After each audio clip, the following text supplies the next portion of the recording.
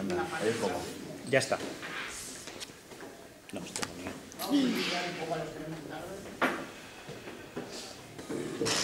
Poner la papelera detrás de la puerta para que se muestre. Sí, me pongo aquí. ¿Eduardo está ya? Sí. Buenos días.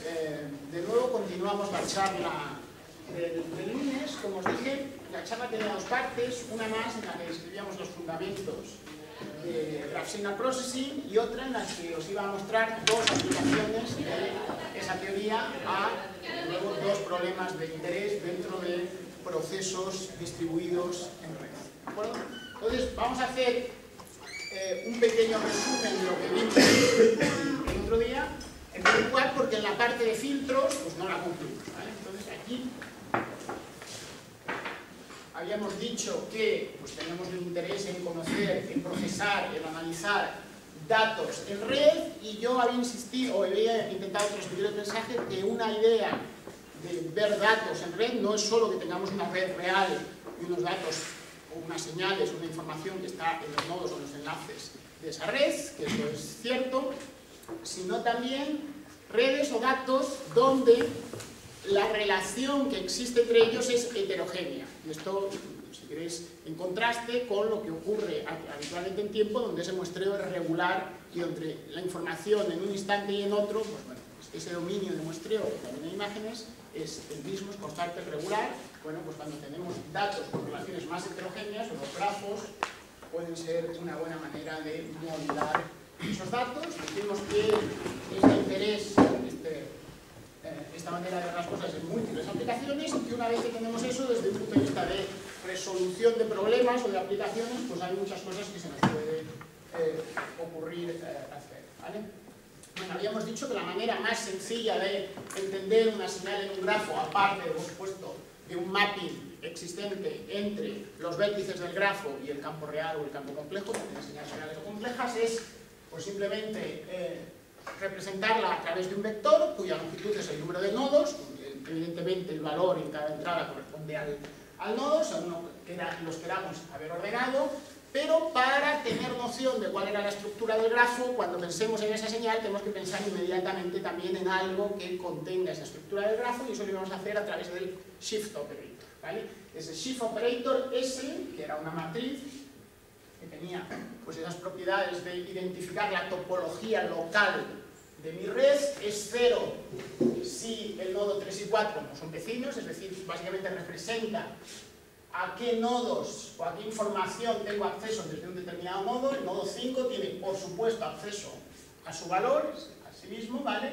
Y al de sus 3 vecinos, ¿vale? Entonces, claramente, eso tiene en cuenta la estructura o representa la estructura de la red, y dijimos que también lo íbamos a utilizar como elemento, si queréis, como cimientos sobre los que vamos a construir tanto nuestro análisis de señales como los algoritmos que vamos a diseñar posteriormente, ¿vale? Por lo tanto, el Shift va a jugar un papel muy relevante, y cuando pensemos en representación de información en grafos, tendremos que pensar en la propia señal y en el Shift asociado al grafo de interés.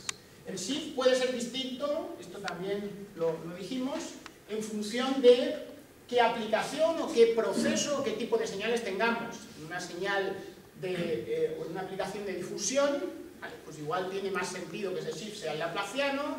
Cuando ese grafo representa correlaciones, pues directamente tiene más sentido que el Shift sea la matriz de adyacencia per se, ¿de acuerdo? Entonces, bueno, pues todas esas cosas las habíamos comentado. Habíamos dicho que la descomposición espectral del Shift iba a jugar también un papel fundamental en nuestro análisis de señales. Entonces vamos a asumir en todo momento que el Shift es diagonalizable. Dijimos, si es simétrico, seguro que lo es, y de hecho si es simétrico, entonces esta diagonalización es una matriz normal, la podemos escribir siempre así, por lo tanto existe, y si no es simétrico, pues vamos a asumir que sí se puede diagonalizar, ¿de acuerdo? Esto es una matriz diagonal, ¿vale? En este caso, además, esta es una matriz ortonormal, ¿vale? Bueno, pues tenemos esto de aquí. Entonces dijimos, ¿cómo vamos a representar el equivalente, el análogo a la transformada de Fourier de una señal en el tiempo? Bueno, pues vamos a utilizar esta matriz de aquí, esta descomposición. Entonces dijimos que, utilizando la tilde para el dominio de la frecuencia, la graph Fourier transform de una señal X, los coeficientes en frecuencia de esa señal X los íbamos a calcular de esta manera. Y eso implica inmediatamente que las columnas de esta matriz V nos representan las bases, ¿vale?, en los que se puede expresar nuestra señal. ¿De acuerdo? Y es evidente que S, si V sub I representa la columna iésima de esa matriz, pues nos va a dar N sub I por V. ¿De acuerdo? Bueno, entonces habíamos hablado de eso, habíamos dicho que esto tiene sentido porque cuando lo aplicamos a problemas de interés, como PCA, o como señales definidas en el tiempo, si utilizamos el shift para señales definidas en el tiempo, como ese grafo dirigido, ese ciclo dirigido, ¿de acuerdo? Esta descomposición daba lugar a la BFT, a la matriz de Fourier. Si utilizábamos en otras aplicaciones, por ejemplo, con tratamiento de imágenes, y como grafo que representa esas imágenes, la matriz de correlación, y aplicábamos esto mismo, esta descomposición, nos daba PCA, entonces, bueno, parece que es razonable. Bueno, nos habíamos quedado hablando sobre filtros. Una vez que tenemos el elemento básico con el que vamos a trabajar, que son las señales, hemos definido una operación básica a una señal, evidentemente le podemos aplicar el shift. Bueno, el siguiente paso es definir un operador más general entre señales. Y ese operador más general son los grafos, son los filtros, los graph filters, ¿vale? Entonces, nosotros nos vamos a centrar en filtros lineales, por lo tanto se pueden representar como una matriz de n por n, ¿de acuerdo? Entonces toman una señal definida en un grafo, por ejemplo esa de ahí, y me la transforman en otra señal distinta. ¿Cuál es la estructura de estas transformaciones? Bueno, vamos a centrarnos en analizar matrices que se puedan expresar como un polinomio de ese shift operator, ¿vale? Entonces la definición que tenemos es esta de aquí. ¿Por qué hacemos eso? Bueno, como os dije, hay distintas ventajas de hacer esto. Estos son los coeficientes del filtro, esto es el grado del filtro, L. ¿Cuáles son las distintas ventajas? Bueno, una que siempre es razonable es que cuando particularizamos esto para el caso del tiempo, ¿de acuerdo?, obtenemos lo mismo, la definición clásica de un sistema lineal e invariante, ¿vale? Un sistema lineal e invariante, la relación entrada-salida de una señal va a ser una combinación de versiones desplazadas de mi señal, ¿de acuerdo? Aplicando la convolución, si asumimos que ese filtro es causal, es un filtro FIR de longitud L, tenemos esto de aquí, y estos son los coeficientes del filtro, ¿de acuerdo? Y estas son las versiones desplazadas de mi señal. Bueno, si yo ahora hago y igual a h por x, pues es evidente que lo podemos interpretar de la misma manera. Entonces tenemos aquí nuestro L0, L, aquí tenemos los coeficientes del filtro, y estos polinomios de L son básicamente las distintas versiones shifted de mi señal original, ¿vale? Entonces, para el caso del tiempo, llegamos a lo mismo. ¿Qué otra ventaja adicional puede tener esto? Bueno, cuando introducimos el shift operator, debido a esa asunción de localidad, esa hipótesis de localidad, que era cero solo para mis valores, ¿de acuerdo?, solo para mi propio valor y mis vecinos, la aplicación o el cómputo del shift operator a una señal X es sencillo, se puede implementar de forma distribuida, de forma local. Yo solo necesito conocer el valor de mi propia información y el de mis vecinos, ¿de acuerdo? La aplicación de un polinomio, no de S una vez, sino de varias S, se puede hacer de la misma manera local, lo que pasa que sucesivamente, ¿de acuerdo? Porque como dijimos,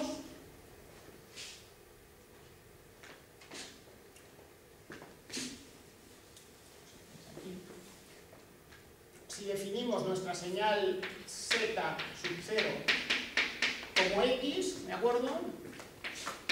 Y ahora yo defino Z sub L más 1 como S por Z sub L, pues está claro que esto me permite calcular de manera recursiva las distintas potencias, es decir, Z de L es S a la L por X, ¿vale? Esto, que es mi objetivo, lo puedo calcular recursivamente de esta manera. Y vemos también que es una manera en la que la información va percolando la red, ¿de acuerdo? Yo puedo tener una señal X que al principio está definida solo en un punto o en dos, y en cada aplicación de S se extiende un vecindario de orden 1. Esto es lo que nos habíamos quedado viendo.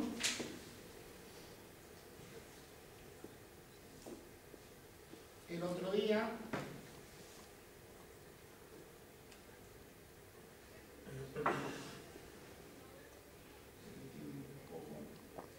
Os había dado aquí este ejemplo que era justo lo había cubierto muy deprisa.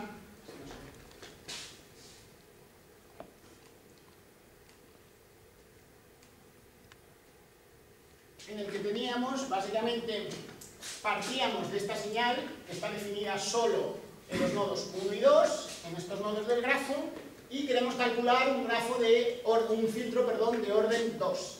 El primer coeficiente h sub 0 es 1, el segundo coeficiente es 1 también, y el tercero es 0, 0. ¿De acuerdo? Bueno,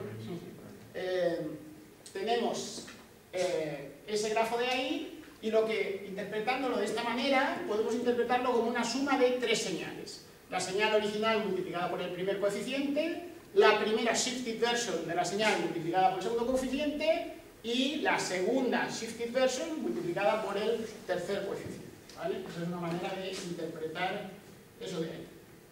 Entonces lo que habíamos visto es que efectivamente esta es la señal original, esta es la primera shifted version, y entonces vemos que esa era distinta de 0 solo en los nodos 1 y 2, esta ya es distinta de 0 en los nodos 1, 2, 3 y 5, que son los vecinos a un salto de los nodos semilla, ¿de acuerdo?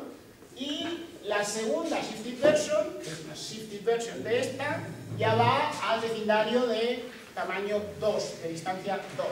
6 está a 3 saltos, con lo cual ninguna de estas es distinta de 0 en el nodo 6. Cuando ahora hacemos la combinación lineal de estos tres valores, ¿de acuerdo? Con estos pesos, 1, 1 y 0, 5, obtenemos esta señal. Entonces, en primer lugar, bueno, lo que acabamos de calcular es cuál es la salida de ese filtro de ahí ante esta entrada, que es esta de aquí, ¿de acuerdo? Segundo, vemos que esto tiene sentido en procesos en los que esas interacciones tienen lugar de forma local. ¿Vale? Estamos teniendo en cuenta la estructura de la red, y esa información inicialmente concentrada en una zona del grafo, un evento que dispara un determinado suceso, va extendiéndose a lo largo del grafo. Por lo tanto, los filtros o los graph filters tienen interés desde dos puntos de vista. Uno, parece que son razonables, pero son un subconjunto de transformaciones que vamos a ver que son más fáciles de analizar, ¿vale? Os utiliza hasta tres puntos de vista. Segundo, tienen la ventaja añadida que cuando se particularizan para el dominio del tiempo recuperamos la definición clásica de sistema lineal invariante. Y tercero, parece que van a servir para modelar dinámicas de difusión que tengan lugar en un entorno local, ¿vale? Entonces vemos como tres ventajas que tiene este tipo de representaciones. Pues, si queréis, con el anglicismo, tractabilidad analítica, si queréis, son tratables desde un punto de vista matemático. Cuando los particularizamos a sistemas de interés son razonables porque tenemos herramientas que se han usado o que se usan masivamente. Y en tercer lugar, parece, tenemos esta intuición, estos insights, que sirven para modelar procesos de difusión en redes de percolación, que es uno de los intereses que teníamos, ¿vale? Bueno, esto lo podemos entender y lo hemos entendido en el dominio del grafo, ¿vale? En el dominio espacial, si queréis, aunque un grafo puede representar un mix de tiempo-espacio, de momento puede ser nodos, los podemos interpretar como espacios distintos. Tiene interpretación espacial, pero al igual que en el tiempo, podemos encontrar una interpretación frecuencial que habitualmente es más sencilla, ¿vale? Entonces, hasta ahora, cuando nos hemos ido antes a la frecuencia para entender las señales, hemos utilizado la descomposición del shift y hemos utilizado la matriz V, ¿vale? La idea, lo que vamos a ver es que para entender filtros en el dominio de la frecuencia vamos a tener que utilizar los autovalores del filtro. Vamos a tener que utilizar esta parte del espectro que hasta ahora no la habíamos utilizado. Matemáticamente, pues es relativamente sencillo. La potencia de una matriz, si esa matriz es diagonalizable, ¿vale? Se puede calcular, es mucho más fácil calcularla como está ahí que como está aquí, ¿vale? Vamos a ver, es ahí y aquí. Si yo tengo S de esta manera, y ahora a mí me piden S cuadrado, evidentemente S cuadrado es S por S, yo la puedo escribir como V por lambda por V inversa, V por lambda por V inversa. Evidentemente esta V se va con esta V y nos queda V por lambda al cuadrado por V inversa, ¿vale? Elevar o calcular una potencia de una matriz diagonal, pues, es una cosa que no es muy difícil, elevamos los elementos de la diagonal a la potencia correspondiente. Esto es cierto, evidentemente, para cualquier valor de L, ¿vale? Incluidos fraccionarios, ¿verdad? ¿Perdón? Incluidos fraccionarios. Entonces, esto lo podemos calcular, ¿vale? Es más fácil hacerlo así, y si hacemos esa representación, claro, ahí tenemos una suma, no tenemos una única potencia, tenemos una suma de potencias, ¿vale? Pero esos coeficientes, como son escalares, se pueden meter dentro, ¿de acuerdo? Y tenemos esa representación de ahí. Entonces, esto lo que nos dice es, oye, para calcular esto, para calcular este filtro, cuando haces esto, una manera equivalente de verlo, y por ejemplo, computacionalmente más sencilla, sería hacer esto de aquí.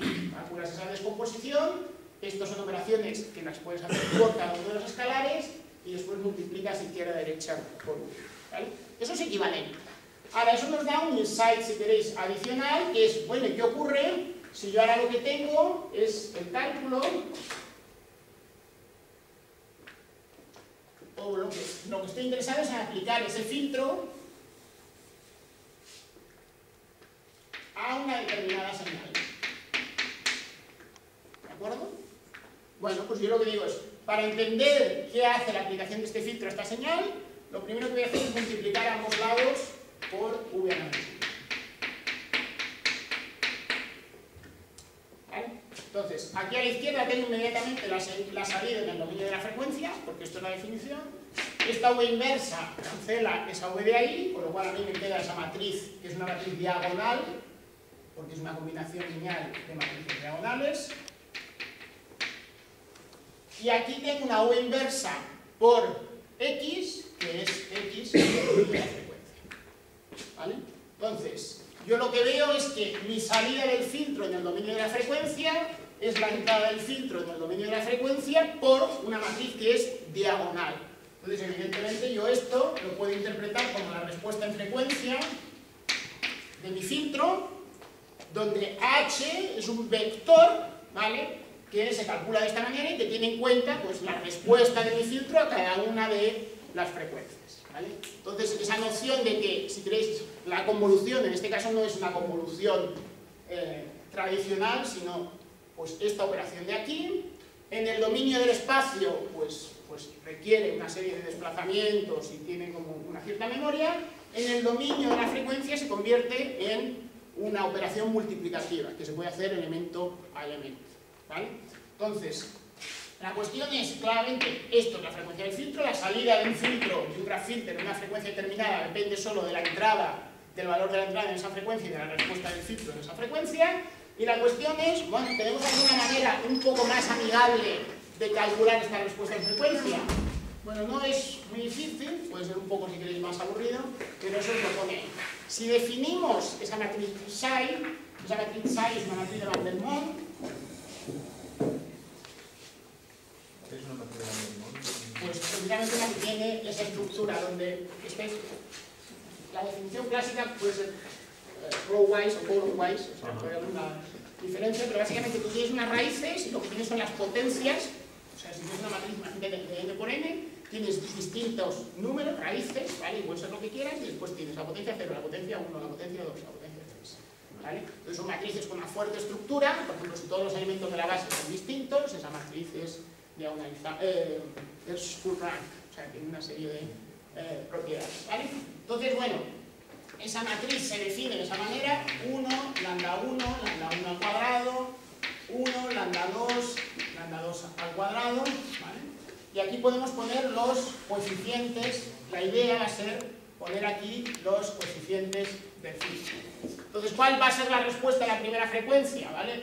El coeficiente del filtro por el polinomio 0, que es la identidad, más el primer autovalor por... Aquí lo podemos poner 0. Perdón, utilizando esa notación.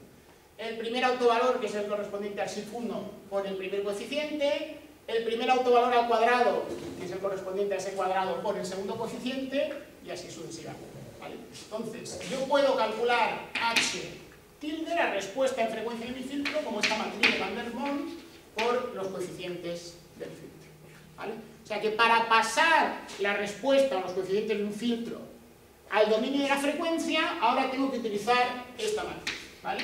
Y esto es un cambio con respecto al dominio del tiempo.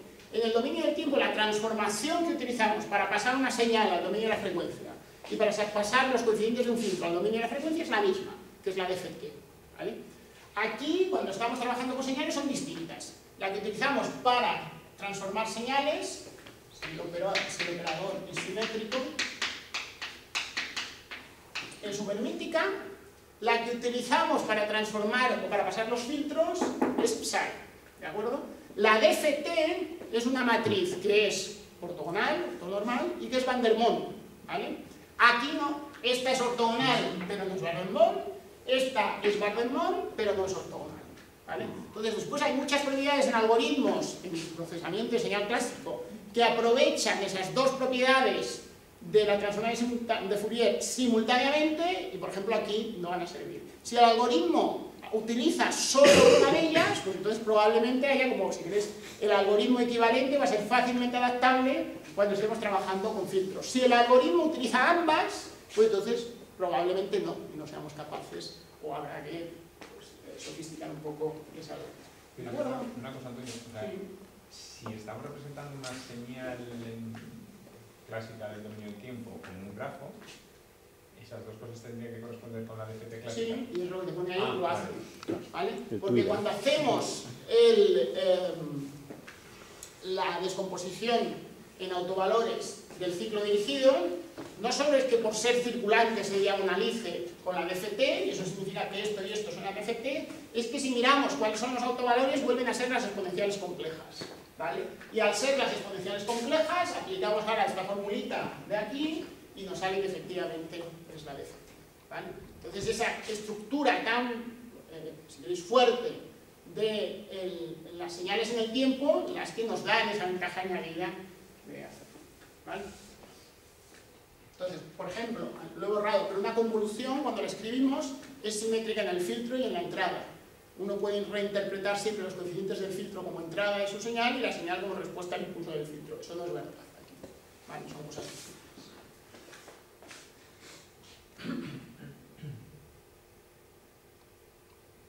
Vale.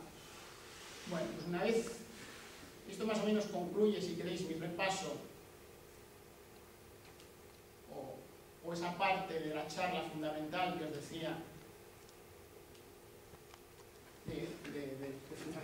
de fundamentos de Graph Signal Processing. Entonces recapitulamos un poco. Hemos visto la noción o la definición de señal, de lo que es una señal definida en el grafo y que tiene que ir o debe ir acompañada de información sobre la estructura, sobre la topología de la red del grafo en el que esa señal está definida. Hemos visto que una manera de incorporar esa topología es a través del shift operator, que tiene la ventaja adicional de que lo podemos entender como un cimiento sobre el que vamos a construir una teoría. Entonces ese shift operator que tiene esa propiedad de que es distinto de cero para todos aquellos nodos que estén a 2 o más saltos y que tiene en cuenta pues, cuál es la estructura local de mi red, lo va a jugar un papel crítico, ¿vale? Entonces, una vez que tenemos el concepto de señal y de claro que hay que asociar un shift operator, podemos definir, la primera cosa es entender esa señal en un dominio más amigable. Y ese dominio más amigable es el dominio de la frecuencia, y esa transformación de la señal en el espacio a ese dominio de la frecuencia se hace a través de la descomposición de ese shift operator y aplicándole la matriz V inversa, ¿vale? Eso nos da o nos permite estudiar propiedades de la matriz y como de las señales, y como os dije el otro día, por ejemplo, hay señales en la práctica que uno las compruebe son de banda limitada, ¿vale? Efectivamente, no es solo un juego matemático, sino que tiene una utilidad real. Lo siguiente que hemos hecho es definir transformaciones, o un ejemplo muy específico de transformaciones de graph signals, de señales definidas en grafos. Y ahí lo que hemos dicho es que vamos a prestar especial interés a lo que hemos llamado graph filters, que es un polinomio en el shift operator, ¿vale? Entonces, ese tipo de transformaciones son fáciles de analizar y presentan dinámicas distribuidas, ¿vale? De nuevo, las podemos analizar, las podemos implementar de manera distribuida, como os decía, pero es más fácil analizarlas en lugar de en este dominio original, en el dominio de la frecuencia. Para entender lo que está haciendo este sistema en el dominio de la frecuencia, lo que hay que hacer es definir esta nueva matriz que tiene en cuenta la otra parte de la descomposición del shift, del espectro del shift que todavía no habíamos considerado, que eran los autovalores, y una vez que tenemos estos autovalores podemos calcular fácilmente la respuesta en frecuencia de un filtro. Tenemos por lo menos, por lo tanto, ya como los elementos básicos para empezar a trabajar. Antonio, ¿y cuál es la intuición detrás de esa respuesta en frecuencia? Por ejemplo, si H2 es igual a 1 y el resto son 0, ¿eso significa que has tenido un shift de orden 2 y por tanto que el proceso de difusión ha alcanzado 2 vecinos? No, el H2 es la segunda frecuencia. Si este es distinto de 0 y todos los demás son ceros, tienes una red que va a ejercer de una topología que ejerce de filtro paso banda, si quieres. O sea, H1 tiene que ser más grande que H2, ¿vale? Pero bueno, en tu ejemplo, imagínate, solo hay un H, o que los otros son mucho más pequeños, a lo mejor.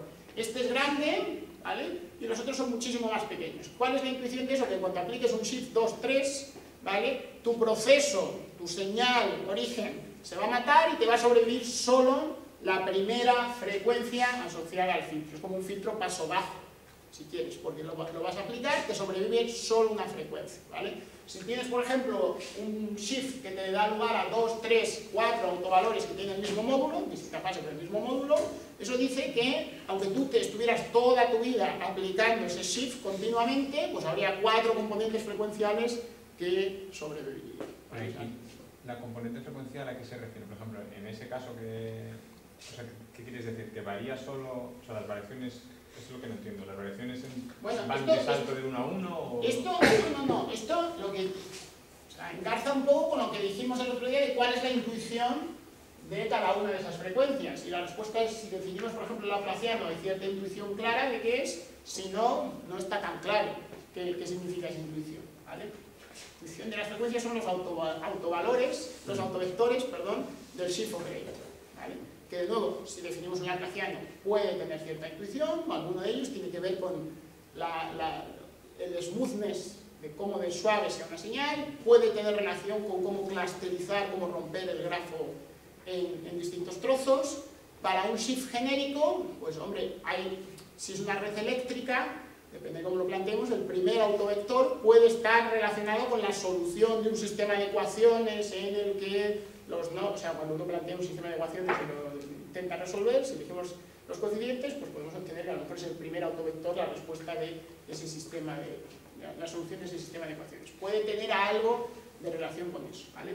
Yo lo que iba a decir es que, por ejemplo, en el caso del laplaciano, si tenemos el shift como 1 menos el laplaciano, que es más habitual utilizar este shift que utilizar este otro, la frecuencia más grande de o sea, el laplaciano es una matriz definida positiva, ¿vale? Por lo tanto, todos sus autovalores van a ser mayores o iguales que 0. Sabemos que hay uno al menos que es 0, con lo cual es semi-definida positiva, Entonces, todos los de estos son 0 o más grandes que 0. Como esta es la matriz de identidad, los autovalores de estos son 1 menos los del laplaciano. Con lo cual, el autovalor más grande positivo de esta matriz va a ser 1, que es el asociado al 0 de esta. Entonces, el primero de toda esta fila va a ser 1. Imaginaos que esta la normalizo para que todos además estén entre 0 y 1. ¿Vale? El primero va a ser 1 y los otros son más pequeños, ¿vale? Entonces, respondiendo a tu pregunta inicial, ¿cuál es la noción de frecuencias? En este caso tienes una frecuencia como en el tiempo, que es la constante, ¿vale? Y de hecho es la primera, la más grande de todas. ¿Eso qué significa? Que si tú aplicas recursivamente este shift, por ejemplo, a lo que vas a llevar es a una constante, ¿vale? Que es lo que hacen los algoritmos de consensos, básicamente, ¿de acuerdo? Pero si tú ya no la aplicas recursivamente, sino que eliges los coeficientes, pues estarás haciendo otra cosa, ¿vale? Tú lo puedes entender como unas tasas de difusión, que a lo mejor inicialmente son más fuertes y después son más menos, o si estás en una red social, entonces, y se empieza a difundir una opinión, probablemente los primeros intercambios que tengas con tus amigos tengan más peso a la hora de formar tu opinión, pero transcurridos unos instantes vas a matar esos coeficientes, pero ya no cambias de opinión, ¿vale? Entonces, bueno, pues se pueden interpretar muchas cosas. Simplemente una cuestión.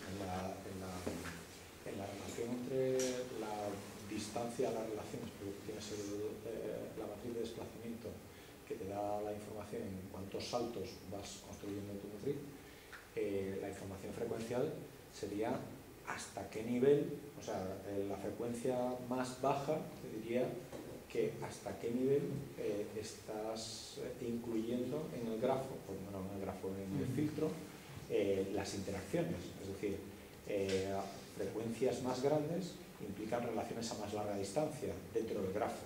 Que serían capaces de sobrevivir. Exactamente, a más larga distancia. Cuanto componentes frecuenciales que son cada vez más altas, son a más corta distancia. O sea que estás viendo interacciones cada vez más fuertes, a corta distancia. O que solo sobrevivirían a corta distancia. Sí. Sí, sí. Dentro de la... Sí, o sea, totalmente correcto. Y bien hecho el comentario.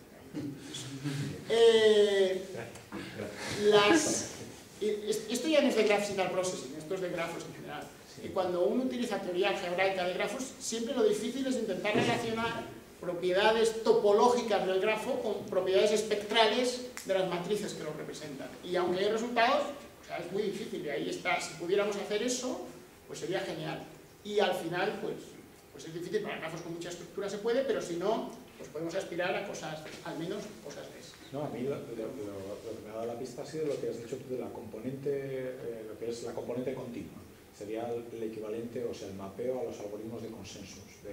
Vamos a quedarnos con algo que tenga en cuenta la opinión de todos, pero a un estatus...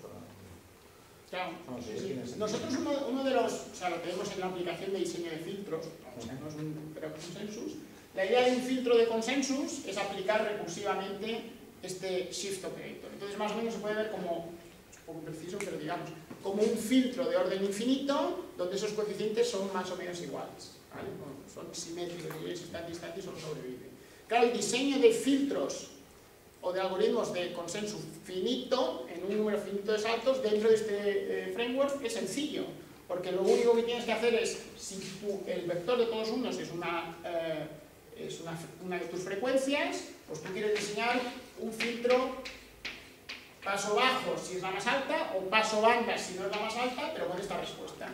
Entonces esto claramente, con n coeficientes lo podemos hacer, o sea, esta relación que yo ponía aquí, h es igual, estos son n valores, si yo tengo la libertad de escoger n coeficientes y todos los autovalores son distintos de 0, de tal manera que esto es full rank, es invertible. Y entonces con n coeficientes, con un filtro de longitud n, seguro que puedes obtener consensos, ¿vale? De hecho también hay un paper de Moura, o sea, nosotros no decimos los primeros, hay un paper de Moura que sin tanto formalismo dentro de esta teoría, de la ICAS de 2014 ya hace, ¿vale? Hay que tener en cuenta que en el caso más general no puedes ordenar las frecuencias, que es lo que te pasaba con la DFT. Es decir, en la DFT bueno, tú sacas unos autovalores y cada uno corresponde a una frecuencia de la exponencial compleja. Sí. Pero en un grafo general esa estructura la pierdes. Aunque sean complejos, aunque esos autovalores sean complejos, al final aquí sobrevive el del módulo más grande. Y los módulos se pueden ordenar. Quiero decir, cuando tú haces una potencia de un número complejo, pues la fase, o sea, es cierto que no hay relación de orden en los complejos, ¿vale? Pero lo que yo digo es que a la hora de ver qué te sobrevive o no cuando tomas una potencia, eso lo va a determinar el módulo. Entonces, salvo que tengas módulos iguales, que en el caso de la DFT los tienes, pero salvo que tengas módulos iguales, sí que sobrevive. Eso es cierto, pero no es lo que yo estaba comentando. Es decir, yo sé que se pueden ordenar los autovalores de la matriz, pero entonces yo voy a tener un orden de para cada componente espectral, pues ordenado desde las mayores respuestas hasta las menores respuestas. Pero yo no tengo un orden en frecuencia como tendría en el caso de la DFT. En la DFT yo puedo representar la DFT, puedo poner una línea, o en caso multidimensional puedo poner un espacio multidimensional, y sea que cada autovector corresponde a una frecuencia y yo los puedo ordenar. Pero aquí vas a tener unos autovectores que ya no son exponenciales complejas y ya no tienen unas frecuencias que tú puedas... No puedes asociar, por ejemplo, un autovector a la frecuencia 7 Hz. No pues puedes. no, o sea, tenemos que seguir. Pero yo creo que son cuestiones distintas, ¿eh? Se pueden ordenar. Ahora, que cómo los ordenas en uno y cómo los ordenas en otro, sean utilizando criterios distintos, yo estoy de acuerdo. Habrá casos en los que sí puedas ordenarlo y habrá casos en los que no. O sea, si tu grafo corresponde a una matriz circulante, sí, porque si corresponde a una cosa bidimensional, pues podrás hacer una ordenación matricial, etcétera. Pero en general, tus tus autovectores van a ser cosas ortogonales. Vale, o sea, ahí dentro ya en este contexto, porque si no llegamos a las aplicaciones. No es que la discusión no me parece interesante, ¿no? Dentro de este contexto, pues bueno, hay muchos trabajos de, pues eso, de diseño de filtros, entonces. Bueno, muchos, pero excepto un par de ellos, si veis, casi todos son ya de 2, 3 últimos años. Diseño de filtros, probablemente el de sampling, el de muestreo de señales en filtros es el que más atención haya traído, de reconstrucción, de interpolación, incluso de transformadas cortas de Fourier los análogos, ¿no? de métodos tiempo-frecuencia, hay bastantes, ¿vale? Entonces yo quería comentaros dos de las aplicaciones en las que hemos trabajado. Nosotros hemos hecho diseño de filtros, Micro Convolution, Interpolation, Sampling, pero bueno, no da tiempo a todo. Entonces brevemente dos de ellas. Una es la de muestreo y otra es la de Blind Identification of Blind Convolution, en análogo. Entonces, bueno, el muestreo es probablemente de los problemas inversos que hay en procesamiento de señal, y yo te doy unos puntos, unos valores relacionados con mi señal, obtén cuál es la señal completa, pues probablemente el más importante de todos o el más clásico, al menos el primero que nos enseñan. Nos enseñan antes el otro, probablemente sea inventanado, nos enseñan antes el muestreo que inventanado, ¿vale? Típicamente antes el muestreo que inventanado. Entonces la idea es, yo te doy unas pocas muestras de mi señal, intenta recomponer la señal entera. Bueno, pues esto, con la álgebra lineal, solo se puede hacer si hay una representación parsimoniosa, esparsa, ¿vale? De mi señal, porque si no necesito tantas ecuaciones como grados de libertad, ¿de acuerdo? Entonces, si no, no puedo, ¿vale? Entonces, el modelo básico, que aquí lo que cambia es cómo es esta matriz, es, bueno, esta es mi señal en el dominio en el que la estoy observando, en el dominio del tiempo, en el dominio del grafo. Esto es lo que de manera más general lo puedo entender como un diccionario, como un elemento con átomos, y estos son coeficientes, que como os digo, esparsos, ahí está mi modelo de baja complejidad, que me permiten entender esta señal como una combinación lineal de las columnas de esa matriz. Si esa matriz es una base ortogonal, pues estamos en el concepto clásico de señales limitadas en par, donde esos elementos de la base son las frecuencias de Fourier, ¿vale? Pero bueno, si viene aquí alguien de Computer Science, pues le gustará otro tipo de representaciones, ¿vale? Entonces, bueno, nosotros lo que vamos a asumir es que nuestra señal es esparsa ¿en qué dominio? Pues la podemos representar como una combinación lineal de unas pocas de las frecuencias de mi filtro, ¿de acuerdo? El decir eso implica decir que la representación en frecuencia es esparsa, o sea, son casi todos ceros y hay unos pocos elementos que no lo son. Y entonces la idea fundamental es, bueno, pues si utilizo una combinación lineal de 3 elementos de la base y yo observo 3 o más muestras que sean lineal, que vamos a ver un poco más riguroso, pero que den lugar a algo que sean linealmente independientes, pues podrás reconstruir tu señal a partir de esas 3 observaciones, ¿vale? Entonces, hay trabajos, el primero de Ortega, en el que estudia esto para unos casos específicos y utilizando como shift el laplaciano, ¿vale? Por lo tanto, que es esparsa en los autovectores del laplaciano. Después, un trabajo más reciente de Kovacevic, que tiene un par de papers sobre esto, en el que considera que son esparsas en los autovectores de la matriz de adyacencia, ¿vale? Nosotros cuando empezamos a trabajar en esto, pues básicamente consideramos un shift general y dependiendo de tu señal tendrás uno u otro, pero no se gana, en términos de teoría, no se gana excesivamente por decir que yo tengo esto o que tengo esto, pues vamos a un caso general, ¿vale?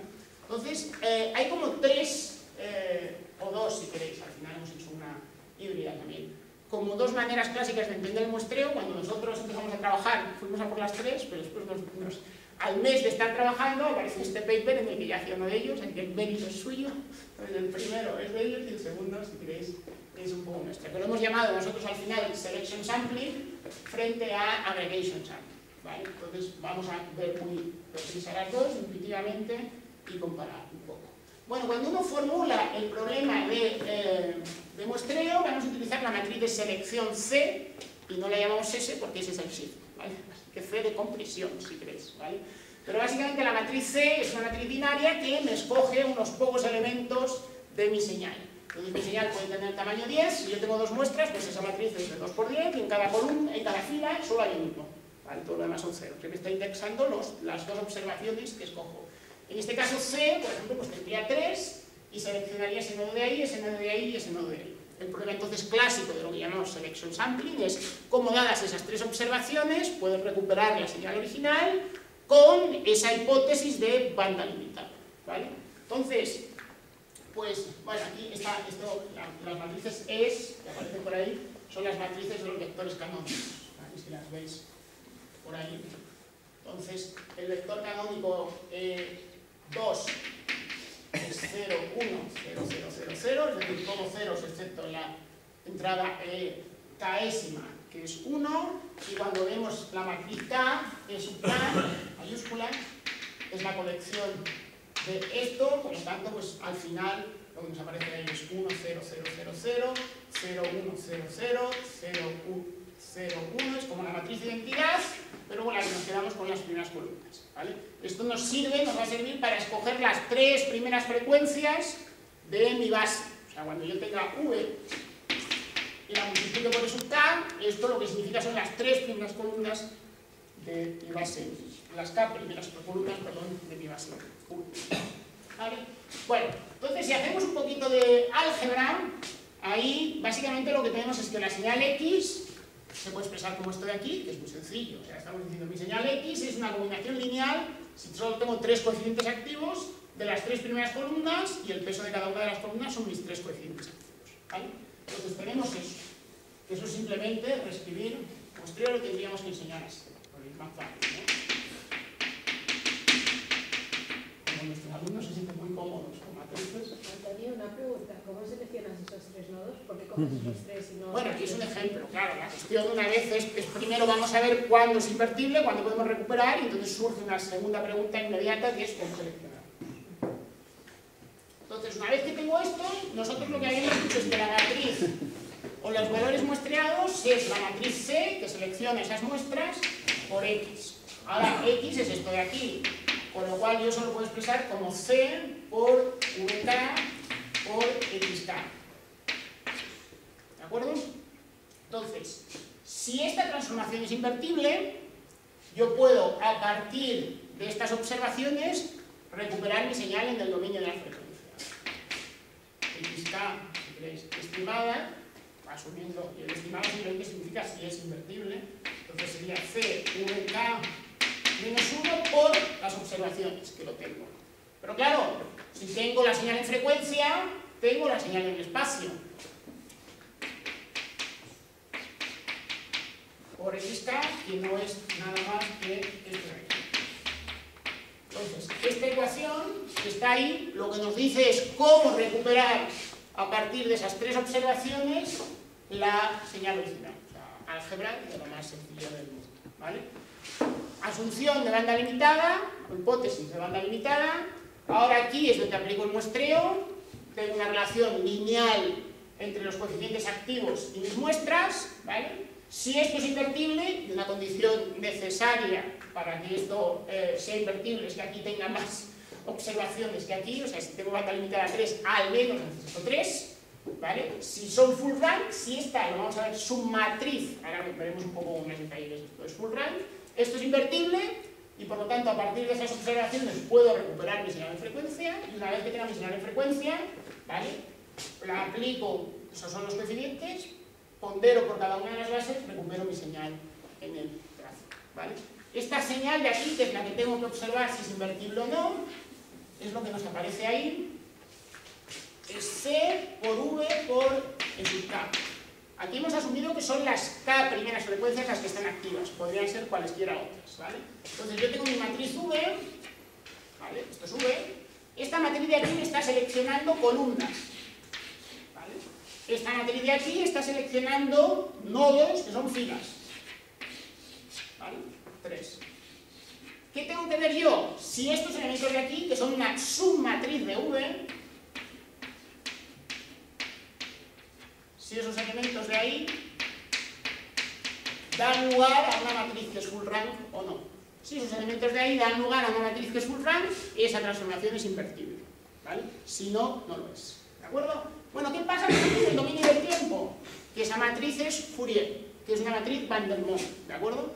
Entonces, por ejemplo, se puede demostrar que Fourier, tomando las primeras columnas, que sigue siendo una Van der Monde, y un muestreo uniforme, eso vuelve a dar una matriz Van der Monde.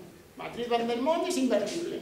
Entonces es una manera de demostrar que en el tiempo un muestreo de una señal que está activa en las frecuencias bajas y donde se muestrea uniformemente es siempre invertible. Necesito tantas muestras como frecuencias tiene mi señal, ¿vale? Y recuperamos el teorema clásico de muestreo. Pero para grafos de mayor tamaño, pues si tenemos propiedades de esta matriz que podamos aprovechar, pues igual llegamos a un teorema equivalente, pero si no, el teorema de muestreo se nos queda más feo, porque es el teorema de muestreo lo que exige es que la submatriz de V definida por esto de aquí sea invertible. Eso es lo que exigimos. ¿Se entiende más o menos? De nuevo, esto es un problema inverso, lineal, o sea, no hay mucho más, ¿vale? Esto es lo que llamamos selection sample. ¿Cuál es el problema que nosotros, o sea, creemos que está bien, pero por qué también intentamos pensar en otro? Bueno, porque no tenemos un teorema claro de decirnos cuándo se puede o no se puede recuperar una señal, y eso era algo que no nos gustaba. Otro, que el proceso de muestreo no parece tener en cuenta, al menos directamente, la estructura del grafo. La tiene implícitamente cuando uno dice, bueno, pues ahora mirando esto, selecciona tú, respondiendo a la pregunta de Marga de antes, selecciona filas que te den lugar a una submatriz que sea invertible.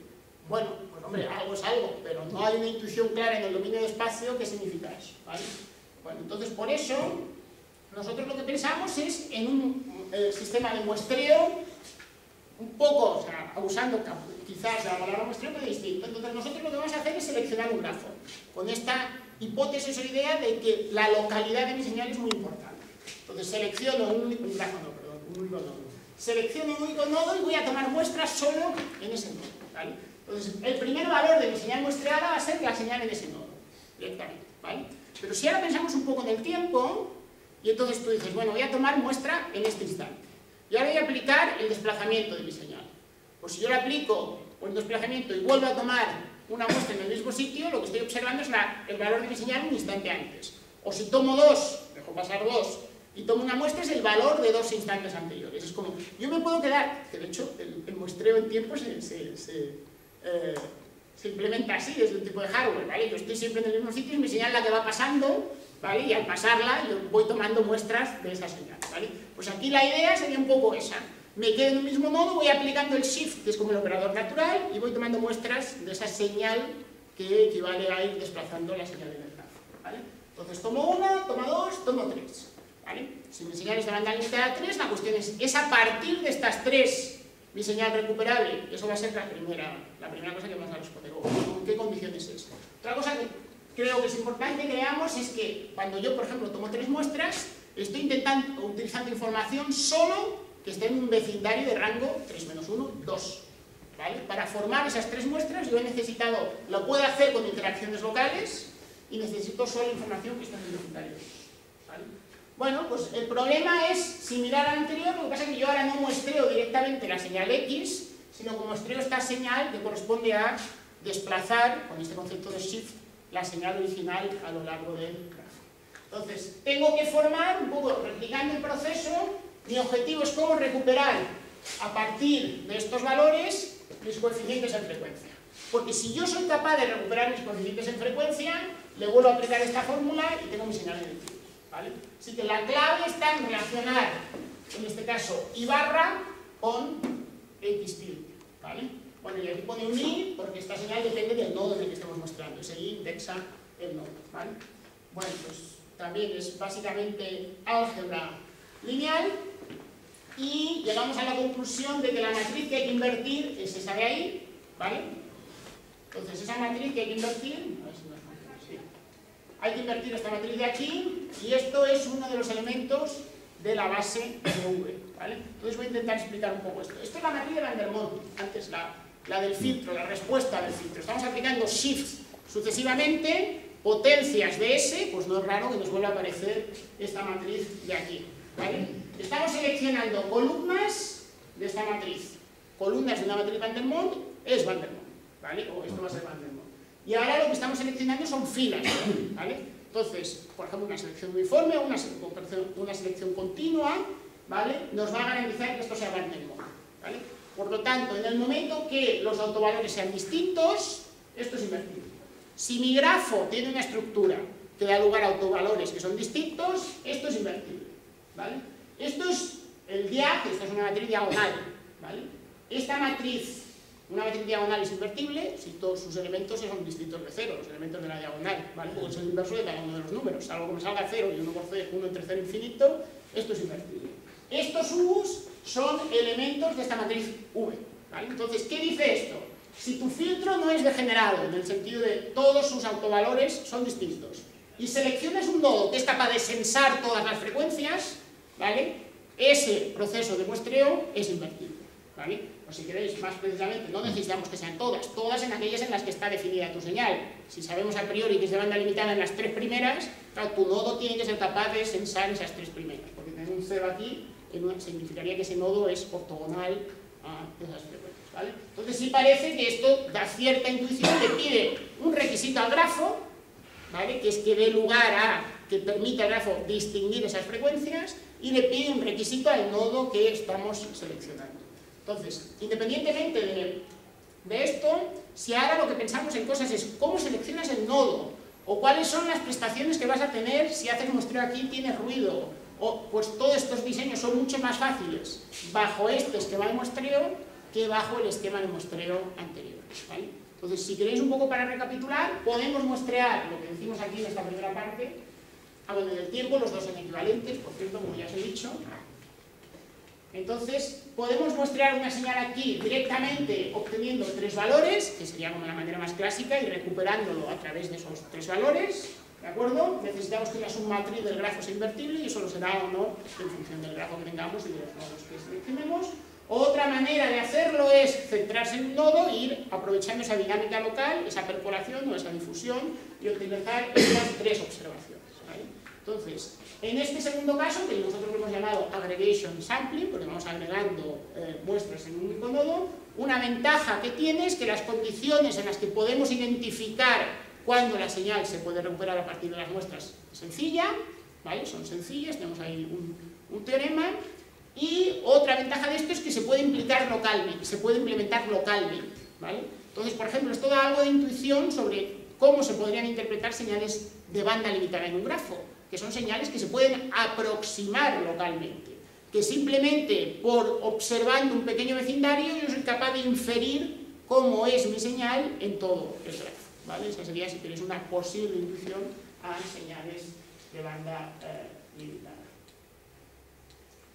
Entonces, me he pasado ya, la siguiente aplicación nos la puedo contar en 10 minutos, o lo dejamos aquí un poco como... Nada, cuenta. ¿Contamos? Sí. Bueno, entonces, como os he visto muy seguros, vamos a utilizar 15. Aquí simplemente es para que veáis que esto algo tiene sentido. Esto intenta representar gráficamente una matriz de adyacencia. Colores cercanos al amarillo son valores altos, colores cercanos al azul oscuro son ceros, ¿vale? Estos son los diferentes sectores de la economía en Estados Unidos, que hay 62, ¿de acuerdo? Y estos son 2 sectores sintéticos que son valor añadido, y el otro ya no me acuerdo cuál era el otro, ¿vale? Entonces, básicamente, esto nos da un shift, es una matriz de adyacencia, tomamos los intercambios, me parece que son durante 4 años que los promediamos para generar esta matriz, valores altos, lo que significa una relación grande entre esos 2 sectores económicos, y después tomamos la producción o el Producto Interior Bruto de los intercambios de eso en el año 2011 o 2012, ya no me acuerdo cuál es, y lo intentamos expresar como una señal en un grafo, donde el grafo que utilizamos es este. Bueno, si hacemos la descomposición de ese grafo y vemos frecuencialmente qué pinta tiene esa señal, los intercambios del año 2011, es esta, ¿vale? Entonces observamos que, bueno, no es descabellado decir que esto es una señal de banda limitada. ¿Cuánto lo fijamos? ¿Qué decimos? ¿Que es de 2, de 3, de 4, de 5? Pues bueno, depende. Los experimentos hemos considerado que es de banda limitada 4, ¿vale? Hemos cogido los 4 coeficientes más grandes, ahí hay 5 o 6, ¿vale? Bueno, si hacemos eso, aquí lo que os estoy dando son como distintas estrategias de muestreo, y este es, por ejemplo, si yo digo, bueno, mi señal es de banda limitada 4, ¿vale? Entonces con 4 observaciones deberían ser suficientes para recomponer mi señal, ¿vale? Si yo ahora utilizo selection sampling, tengo 64 nodos en la red, ¿vale? ¿Cuántas posibles combinaciones de nodos puedo escoger? Pues 64 tomados de 4 en 4, ¿vale? O sea, 4 factoriales 4 por 3, 12, 24, pues 64 entre 24, eso es 2, pues es de 10. Bueno, de 10.000, 15.000, ¿vale? No sé cuántas combinaciones habrá ahí. 64 por 63 por 62 por 61 dividido entre 24. Entonces, de todas esas las ordenamos, ¿de acuerdo? Y seleccionamos lo que representa esta gráfica es el mínimo y el median. O sea, la de la mitad, ¿vale? De la mitad hacia arriba y la mínima, la mejor de todas. Cuando hacemos aggregation sampling es más fácil, solo hay 64 nodos, por lo cual solo hay 64 posibles configuraciones. Entonces tomamos 64 y en todos hacemos 4 shifts, nos quedamos con esos valores y recuperamos, ¿vale? Estas son estrategias híbridas, que no me ha dado tiempo a contaros, pero bueno, las que son muy naturales. Bueno, ¿qué pasa si ahora escojo 2 nodos y cada uno de ellos aplica un shift? Pues también tengo 4 segundos, ¿vale? Entonces lo que quiero que veáis es que el clásico, el selection sampling, en términos de error mínimo, pues se parece bastante a el que nosotros proponemos, al aggregation, ¿vale? No hay una gran diferencia para este caso, ¿vale? Pero si nos fijamos en el median error, vemos que la diferencia es abismal o es muy grande. ¿Eso qué significa? Que nuestro diseño, si queréis, es más robusto. Que hay un montón de selección de 4 nodos que dan lugares a matrices que no son full rank o altísimamente correladas y que, claro, al invertirlas, eso se nos va, ¿vale? Entonces es como un diseño más robusto a la hora de elegirlo. Por cierto, antes no he hablado, pero sencillamente escogiendo nodos que expresen o que sensen esas frecuencias con valores altos, nos van a dar buenas reconstrucciones, porque hay que invertir, teníamos la diagonal de una cosa que es nodo dependiente, y la inversa de eso. Entonces nosotros creemos que la inversa de eso, o sea, funcione bien, ¿vale? Entonces nodos que son capaces de sensar claramente eso van a ser más robustos a ruidos, ¿vale? Bueno, evidentemente depende de la señal, pero bueno, nos pareció interesante que para una señal real, cuando la probamos, pues esto funcionó mucho mejor, ¿vale? Bueno. El siguiente problema, os lo voy a contar de manera un poco más rápida, es el de blind deconvolution, ¿vale? ¿Cuál es la idea de un problema de blind deconvolution? Bueno, tenemos una entrada que desconocemos, tenemos una respuesta al impulso de un filtro que desconocemos, no sabemos ni cuál es la entrada ni cuál es la respuesta al impulso del filtro, pero tenemos acceso a la salida del filtro.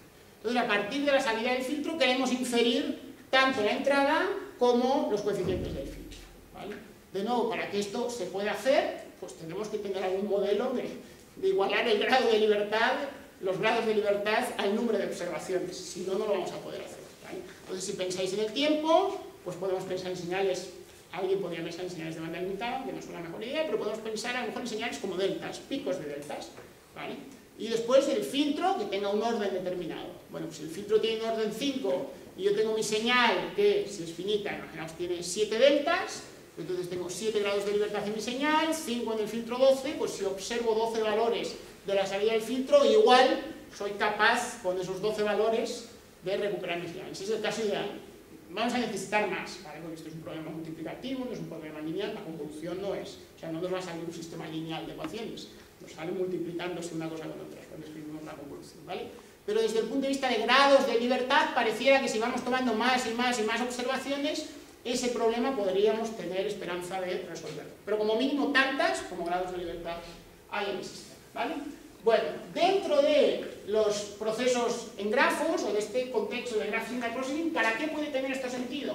Pues como os decía, por ejemplo, dispersión de una opinión. Tengo un grafo, tengo 2 nodos iniciales, o esto es un grafo en el cerebro, hay un estímulo que genera, que activa 2 regiones distintas del cerebro. Esa señal original va a percolar, se va a difundir a lo largo de la red a través de un graph filter. Entonces, el graph filter, ¿qué hacía? Bueno, es el shift. O sea, si alguien piensa en una aplicación recursiva del shift, pues percola con la red con coeficientes 1 iguales. Si dice que no, porque los coeficientes de difusión cambian con el tiempo, porque tenemos señales de control que el propio cerebro se realimenta y las va cambiando, bueno, pues entonces esos coeficientes no son todos iguales, son distintos. En cualquier caso, serían la salida de un filtro. Lo puedo postular como una señal esparsa inicialmente, pasa por un filtro de coeficientes que desconozco y dan lugar posteriormente a un status quo. Y ese status quo, esa señal de salida, es lo que yo observo. Mi problema, por tanto, es, a partir de esta señal, de este status quo, recupera o identifica cuáles son los nodos que iniciaron el proceso, sus valores, y cuál es la dinámica del proceso que está encapsulada dentro de ese graph filter, ¿vale? Esa es un poco la idea del problema de la aplicación que queremos resolver. Ante este modelo, ¿vale?, semillas, unas pocas semillas que percolan, que son difundidas a lo largo de la red con un graph filter y dan lugar a este status quo. Yo te doy esta señal, alternativamente un subconjunto de valores de esta señal, y te pido que recuperes estas dos cosas. Antonio, ¿esto tiene límite en los elementos que tú utilizas ahí? ¿Tienes? ¿O el único límite es el del cálculo matemático? Vamos a ver, esto al final, claro, esto lo vamos a resolver con algoritmos numéricos. Se van a plantear unos problemas, pero exigen resolver problemas de optimización complejos, o sea, resolubles. Pero claro, cuanto más grande sea el número de elementos que tengas, computacionalmente eso va a ser más costoso. Entonces, ahí hay una clara limitación, si quieres, computacional. Matemáticamente el modelo lo aguanta todo. Ahora, cuando esto lo apliques, pues si lo aplicas a una red con 10 millones de nodos, pues claro, pues todo se va a ir. ¿Vale? Vale, o sea, no hay un número que me pueda decir, bueno, pues esto se ha hecho, se trabaja y se ve que a partir de este valor... Bueno, nosotros hemos hecho, después tengo experimentos, pero bueno, pues hemos resuelto en MATLAB y no sé qué, y cuando trabajamos con grafos hasta de tamaño 200, 400, ha funcionado bien, y funciona en cuestión de segundos. Cuando hemos probado grafos de tamaño 20.000, pues aquello se iba de varas, ¿vale? Bueno, entonces, como digo, lo que os decía, pues el problema clásico de Blind Convolution, es una manera de verlo, lo extendemos a grafos, ¿vale? Bueno, entonces la clave de aquí es, que esto es la parte divertida, pues empezamos a utilizar todo ese modelado matemático, ese framework que os habíamos presentado antes. Entonces, tengo este modelo de aquí, mi señal dispersa, mi filtro, no conozco ninguno de los dos y observo I. Entonces, básicamente, tengo que intentar, como antes, expresar I a partir de lo que quiero identificar, ¿de acuerdo? Entonces, yo puedo utilizar la representación de frecuencia para quitarnos aquí las inversas que nos molestan. A la inversa de V la vamos a llamar U, simplemente, ¿vale? Transformada de Fourier de señales, transformada de Fourier de grafos, de filtros, perdón. Transformada de Fourier de señales en grafos, transformada de Fourier de filtros en grafos, de graph filters, ¿vale? Entonces, lo que observamos aquí, I no es una función lineal de X y H, es una función bilineal, es un producto como en la convolución, y es igual a un sumatorio de, y lo que está ahí adentro son productos de H por X, y como yo no sé ni H ni X, estas son ecuaciones que tenéis de segundo grado, ¿vale? Es un problema bilineal en el sentido que si conociese uno, es lineal, ¿vale? Dado X es lineal en H, dado H es lineal en X, pero es bilineal en términos de orden 2, ¿vale? Bueno, entonces, evidentemente, si esto tiene valor longitud n, esto tiene longitud n y esto tiene cualquier valor, pues es un problema impose, ¿vale? Tengo más incógnitas que ecuaciones. Entonces, la única manera de resolverlo es suponer ciertas asunciones o hacer hipótesis sobre la complejidad de esas señales.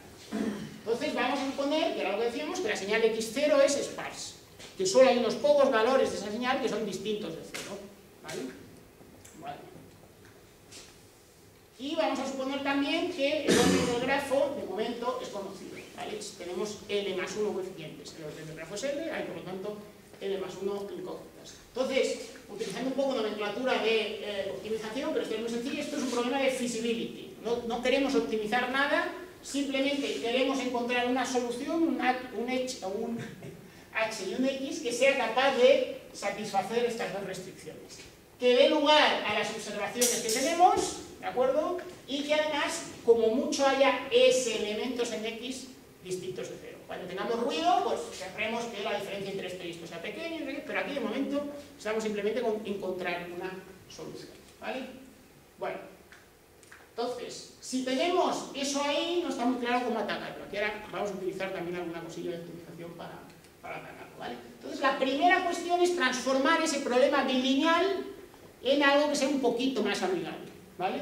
Entonces, esto que tenemos ahí, ¿vale? Tenemos H y tenemos X. Esto está metido dentro de una matriz diagonal y esto es un producto vector matriz que no es diagonal. Jugando un poco con álgebra, bueno, pues se puede utilizar el producto Catriel-Rao. El producto Catriel-Rao es un producto de Kronecker a partir de columnas. Y el producto de Kronecker, pues bueno, hay que mirarlo, pero es vectorialmente, si tenemos dos vectores, pues me da un vector más largo donde tengo todos los cruzados. X1, H1, X1, H2, todos esos cruzados, ¿vale? Bueno, pues esto es el Catriel-Rao product. Aquí tengo, si os dais cuenta, estamos haciendo el Catriel-Rao product de las dos transformadas de Fourier, la de las señales y la de los filtros. Entonces esto es como una mega transformada de Fourier, si queréis, o matriz. Aquí después nos lo estamos llevando, todo esto va a estar en dominio de la frecuencia, lo vamos a llamar al dominio del espacio. Y aquí lo que tenemos es el vec de X por H. ¿vale? ¿Qué es X por H? X por H transpuesto es una matriz, esto es los coeficientes de mi filtro, esto es mi señal sparse, esto me da una matriz de rango 1, porque es el producto de dos vectores, que es row sparse, que es, ¿vale? Donde aquí tengo, esto es X1 por H1, esto es X1 por H2, esto es X1 por H3, todos esos elementos que me aparecen en la convolución, si queréis, que cuando yo lo expreso, mi es un sumatorio de no sé qué, están aquí, ¿vale? Entonces, ¿cuál es la idea de esto? En este bicho de aquí, que no es lineal, el problema de, a partir de este, dame esto de aquí, es lineal, ¿vale? Yo he transformado un problema bilineal, ¿vale? En, si ahora considero, y en lugar de buscar este y este, busco esta matriz, ¿vale? En esta nueva matriz, esto es un problema que es lineal. Esto es una técnica que se llama lifting, ¿vale? Tengo una dimensión, tengo otra dimensión, a partir de esos dos genero un bicho en dos dimensiones, y la ventaja es que en este nuevo bicho en dos dimensiones yo soy lineal, ¿vale? He inventado la complejidad de mi solución de variable, pero con la ventaja de que el problema al que estoy ahora atacando es tratable desde un punto de vista computacional. He generado un nuevo problema, claro. ¿Cómo a partir de esto obtengo después estos dos? Porque si esta matriz me sale de rango 1 y row sparse, es muy fácil. Pero bueno, si me sale de rango 2, bueno, a ver cómo narices identifico yo estos dos señores. O si esto no me sale que es sparse, a ver cómo lo esparsifico, ¿vale? Pero hay ahí. Entonces, hemos transformado ahora nuestra variable de optimización es z, que es esa matriz. Esto se ve hecho en el contexto de tiempo también, ¿vale? Lo que evidentemente no tiene es esta relación aquí entre grafos, ¿vale? Bueno, aquí esto es un poco más algorítmico, así que no os lo voy a contar, pero como esta es la relación lineal entre esa nueva matriz que está en el dominio del tiempo, esto lo podéis ver como la transformación que me pasa a este bicho que está en el dominio del tiempo, del espacio, a frecuencia, como aquí estamos mezclando tanto el filtro como la señal, en esta transformación también, y esta es la transformación inversa que me lleva de frecuencia otra vez al dominio del grafo, ¿vale? Bueno, pero ahora le tengo que meter la estructura de esta matriz. Esta matriz yo quiero que sea de rango 1, entonces me gustaría minimizar o hacer lo más posible pequeño el rango de esa matriz, y sus columnas, varias de sus filas, perdón, tienen que ser 0, y matemáticamente eso se expresa así, ¿vale? Entonces, una vez que tengo eso, ¿de acuerdo? Si la solución de aquí me diera un problema de una matriz Z de rango 1, y se puede probar que bajo ciertas condiciones eso es así, soy capaz de recuperar mi señal longitudinal. ¿Problema? Bueno, esto no era tratable porque esto es bilineal, y lo bilineal no es convexo. Esto no es tratable porque ni el rango ni esta norma de Kiel son convexas. ¿Cuáles son las diferencias? Que no hay una manera, bueno, hay alguna, pero bueno, no hay una manera, si queréis, rigurosa o trivial de convexar.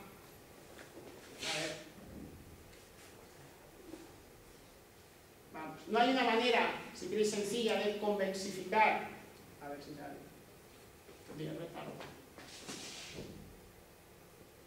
No hay una manera sencilla de convexificar este problema, hay una manera sencilla de convexificar este problema, ¿vale? Hay surrogates del rango, que son convexos, y de esto, que son convexos. Entonces, hemos montado todo este follón de llevarnos el problema a una matriz, un problema que eran vectores, nos lo hemos llevado a una matriz, ese problema sigue siendo no convexo, y tú dices, joder, ¿por qué? Bueno, porque aproximar este nuevo problema convexo que está expresado en forma de matrices es más sencillo, ¿vale? Entonces, bueno, no os cuento ahí por qué, pero básicamente, haciendo todo eso, utilizando la nuclear norm para el rango y utilizando la norma 2.1 para el row sparsity, eso se puede hacer. Después hay una versión mejorada, que es en lugar de utilizar aquí pesos iguales para cada una de las filas, pues bueno, podemos utilizar pesos adaptativos, esto, o sea, se utiliza en otros algoritmos de sparsity, nos permite mejorar la solución. Pero como os digo, la clave ahí no está tanto en cómo se minimiza el rango, o cómo se relaja el rango y la row sparsity, sino en transformar ese problema original, que era un problema bilineal, a través de lifting en el nuevo problema, ¿vale? Entonces aquí lo que os presento son resultados de simulaciones para señales definidas en cerebro, ¿vale? En un grafo asociado a un cerebro, y después con modelos de grafos aleatorios de Erdos-Renyi, ¿vale? Que es un tipo de modelo de grafo aleatorio a la hora de generar grafos. Igual, para generar variables aleatorias por una gaussiana o no sé qué, pues hay distintos modelos de grafos aleatorios. Entonces aquí, ¿qué representamos?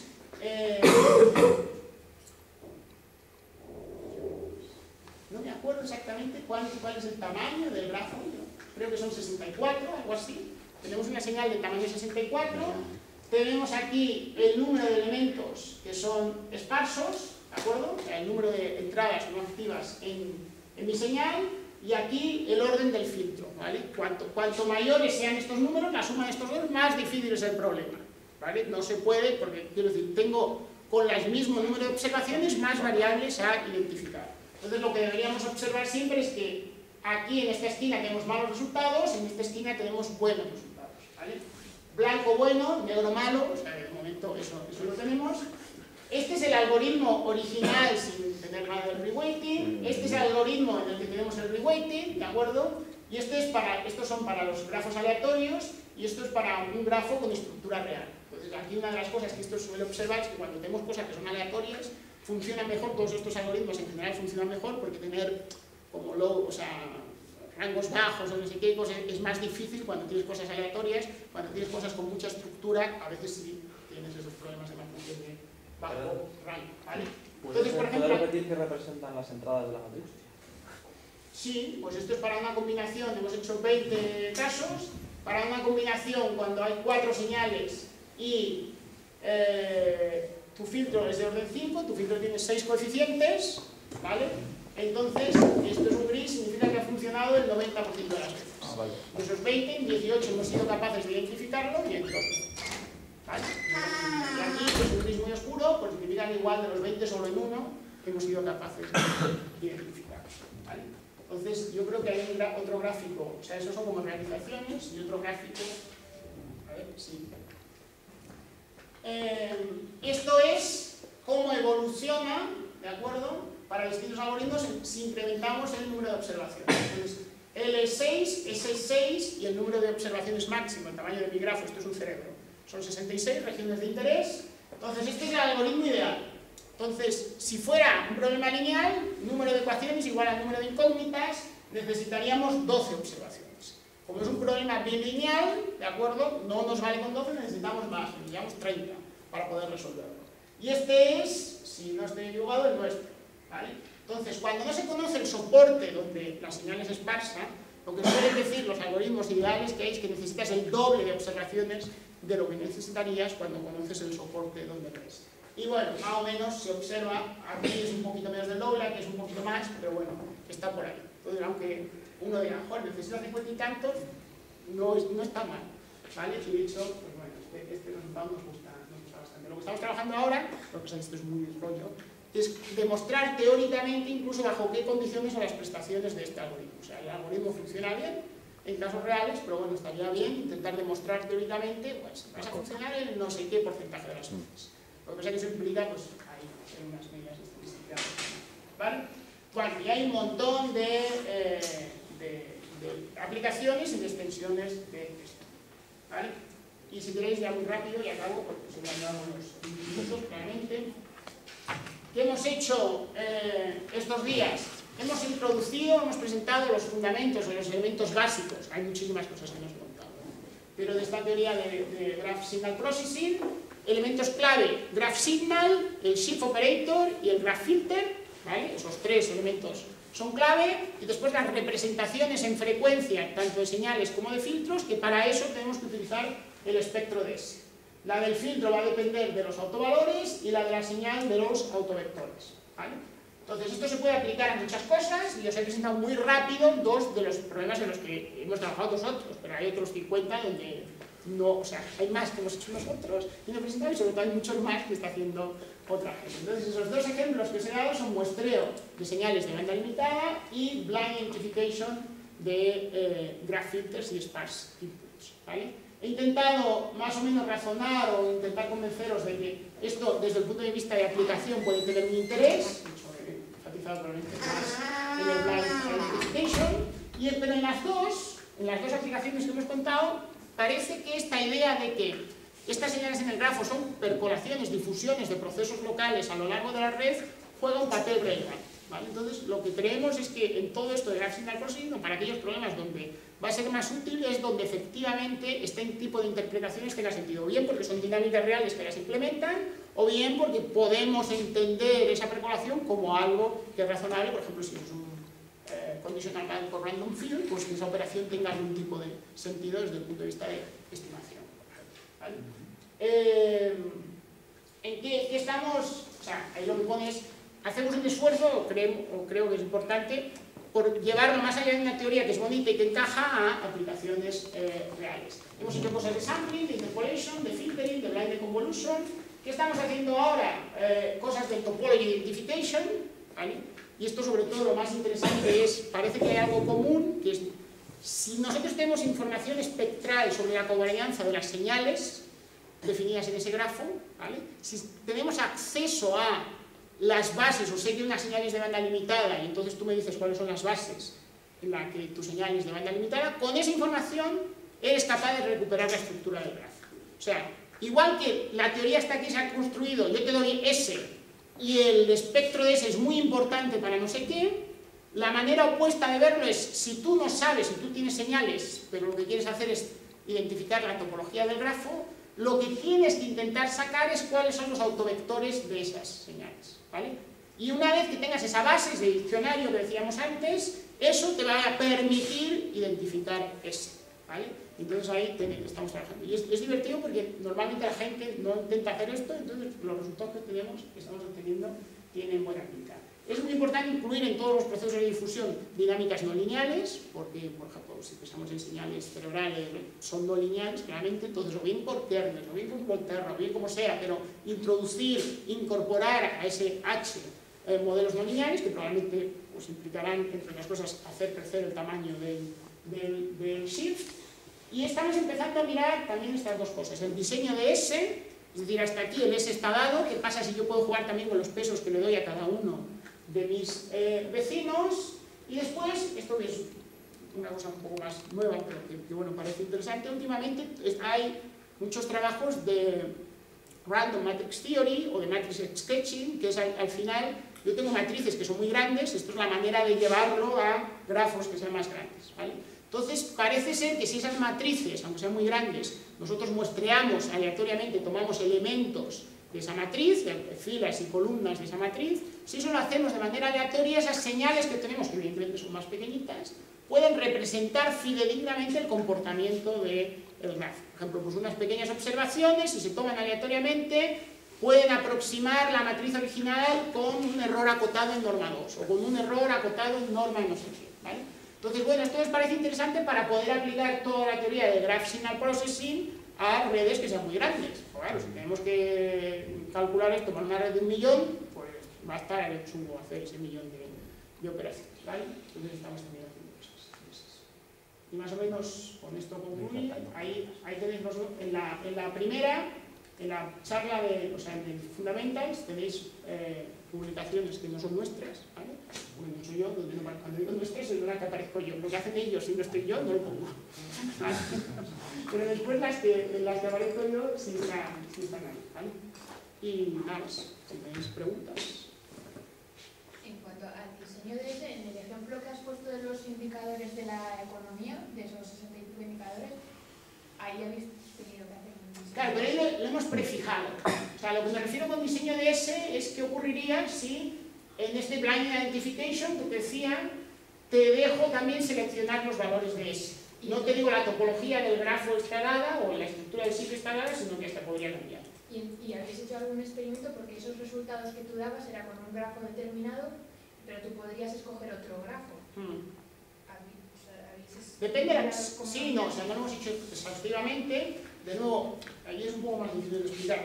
Pero el intercambio, cuando tú... O sea, como es un intercambio de flujos, el que poníamos de la economía de Estados Unidos, al final el flujo se tiene que mantener. Entonces tú eso lo puedes poner como un sistema de ecuaciones al que le aplicas, tienes el valor en cada uno de los sectores, el intercambio, y cuando aplicas el valor entre cada uno de los sectores al intercambio, te sale que tienes que obtener lo mismo de lo que partías. Eso indica entonces que eso va a ser una señal, o sea, que esa matriz, o sea, que tu señal es como el primer autovector de esa matriz de intercambio. Entonces, para ese ejemplo específico donde es un intercambio de flujo, es difícil que otra matriz que no sea justo la que tiene en cuenta los intercambios te vaya a funcionar mejor. Pero, por ejemplo, en el grafo del cerebro, ahí hemos puesto que el shift es la de adyacencia, pues tiene toda la razón del mundo. Y con el laplaciano podría haber funcionado mejor. Entonces, En aplicaciones donde hay una estructura muy clara, sí hemos visto que hay un shift que funciona mejor que otro, pero en esas, por ejemplo, donde realmente no sabemos cuál es la verdad, depende un poco de la señal de cómo la generemos, funciona mejor que otro. Yo solo una primera pregunta, pues si lo estoy entendiendo bien. Cuando haces la blind estimation, ahí supones que las señales no varían temporalmente, o sea, tienes ¿Lo puedes ver? Sí, yo te diría, lo puedes ver de dos maneras. Una es esa. O la otra es, si yo asumo que varía temporalmente, ese grafo que te estoy dando, ese shift, representaría esos nodos, no solo instantes, o sea, no solo puntos del espacio distintos, sino que tendrían que representar parejas nodo-tiempo, si quieres. Entonces se puede definir un shift más grande, que es no representado, pero puedes hacer o sea, cuando tienes dos estructuras de variación conocidas, la temporal, por ejemplo, y la espacial, tienes dos relaciones, puedes combinar esas dos en un shift que es más grande. Vale, entonces, ¿vale? Y ahí podrías incorporar. Pero en principio, me parece bien, puede ser. Cuando he dicho la entrada es una delta o son varias deltas, lo que estás diciendo, para mi problema que estoy pensando es que tú presupones que el foco de información es uno y es constante en el tiempo. Vale. Luego, si lo quieres poner variaciones temporales, la matriz se multiplica. Se hace más grande, sí. Bueno, se hace, pongamos que tienes 10 nodos y 10 muestras, se pasa a ser de 10 por 10 a 100%. ¿Correcto? Sí. Vale. Entonces creo que lo estoy entendiendo. Oye, y otra consideración, esto me parece muy elegante, además justamente ahí has puesto I igual a H por X, muy elegante, pero estás generalizando los filtros FIR. Generalizar un filtro IR no sería tan fácil como I por H1 igual a H2 por X. Sí, o sea, la cuestión es que cuando estás en discreto, que esto es una cosa, como estamos tan acostumbrados a señales en el tiempo de infinitas, que luego no existen, y nos enseña la teoría así, todos nos hacemos esta pregunta. Yo también me la hice hasta llegar. Como estamos con señales discretas, cuando tienes señales discretas y tu output son señales discretas, un filtro FIR te implementa cualquier cosa, o un filtro IR te implementa cualquier cosa, porque no necesitas más de n coeficientes. Entonces, esto, de hecho, salió en el primer día, que no lo respondí más claramente, pero cualquier polinomio por ejemplo, tenemos la matriz S. Cualquier polinomio en S, del grado que tú quieras, incluyendo infinito, si se puede construir, yo lo puedo construir con n coeficientes. O sea, si la matriz S es de tamaño n por n, lo que tú puedas hacer con infinitos, yo lo puedo hacer con n. Con n menos 1 no, ¿vale? Pero con n lo puedo hacer, ¿vale? Entonces no hay necesidad de ir más allá. Ahora, ¿es lo mismo un filtro FIR de 2 coeficientes, si me limitan a que mi memoria sea 2, que un filtro IR de 2 coeficientes? No. Entonces las transformaciones que puede implementar uno y otro son distintas. Pero si me dejas ir hasta n coeficientes, cualquier cosa que puedas hacer tú con infinito, yo lo puedo hacer con n. Esto es un teorema de álgebra, cualquier polinomio no sé qué se puede estar en Hamilton, se puede pensar. No me difícil ahora, pero si te he entendido bien, vale. Para señales discretas y de longitud finita. O sea, el equivalente, claro, discreta en longitud finita, es lo que digo, el otro, que al final son las que tenemos, pero bueno, quiero decir que está... Pues que si tienes una señal discreta de longitud finita, pues te haces el FIR del tamaño de tu señal. Claro, pues eso es lo que, claro, pues eso es la traslación del teorema. Con la Bell. No, pero bueno, vale, es que no tampoco. Pero yo me estoy imaginando modelos, por ejemplo, si yo quiero identificar una infección como en una población, que tú estés infectado te afecta a ti mismo. O sea, hay, entre comillas, hay autoinfección. Entonces, vale, no voy a aprender. Sí, no, pero, o sea, pero tú dices es que una el elemento, respuesta... si tienes el nodo 1, que el elemento 1 de esta matriz, el 1,1, tiene que ser distinto de 0, porque te puedes autoafectar a ti mismo, sí. Vale, lo tengo pensando, me pierdo. Te quería preguntar una cosa respecto a la diferenciación entre el aggregation sampling y el selection sampling que hiciste antes. Decías tú, cuando yo comparo el aggregation, que es el que habéis puesto vosotros frente al selection, entiendo que el selection vosotros seleccionáis nodos aleatoriamente. Entonces es lógico que te vaya a funcionar peor, estadísticamente, porque la historia en cuanto a la medida del error que estás diciendo, porque si no lo he entendido mal, la diferencia aggregation sampling y el aggregation sampling es que tú tienes un alcance de las relaciones entre los diferentes nodos de los grafos. En uno seleccionas diferentes nodos de los grafos, en el otro te sientas encima de uno de los nodos y esperas a que pase la señal y te descubra la relación que existe contra los nodos adyacentes. Sí, bueno, ¿cuál es el efecto agregado? ¿Cuál es la suma de...? Entonces,